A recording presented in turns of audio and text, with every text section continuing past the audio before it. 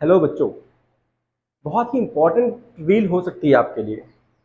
कैसे कि जो एसपीडीएफ ऑर्बिटल हैं उनकी सब सेल्स भी हैं, है ना। उन सब सेल्स में एक प्लेन होता है that is called nodal plane. और नोडल प्लेन क्या होता है? Plane passing through the nucleus where the probability of finding the electron present in that orbital is zero. मतलब जैसे p ऑर्बिटल है तो p में px है, py है और pz है।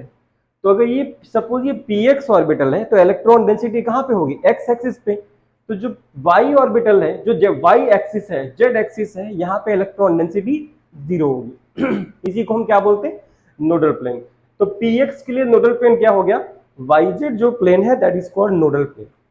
समझ पाए? नोडल प्लेन क्या है? जहां पे उस ऑर्बिटल में जहां पे इलेक्ट्रॉन्स के पाए जाने की संभावना जीरो होती है या जहां पे इलेक्ट्रॉन्स नहीं होते हैं जिस प्लेन पे। ठीक है। अब देखो एस ऑर्बिटल का नोडल प्लेन, एस तो स्फेरिकल है, जीरो नोडल प्लेन होंगे। पी के लिए 1 होंगे। डी में 2 नोडल प्लेन होते हैं और इसी तरह एफ ऑर्बिटल जो है उसमें 3 नोडल प्लेन्स मिलते हैं। ठीक है। पी एक्स के लिए वाई जेड, पी वाई के लिए एक्स जेड, पी जेड के लिए एक्स वाई। इसी तरह से डी ऑर्बिटल के लिए डी एक्स वाई में एक्स जेड और वाई जेड जो है आपका नोडल प्लेन होगा। इसी तरह इन सबके लिए है डी जेड स्क्वायर में नोडल प्लेन नहीं होता है।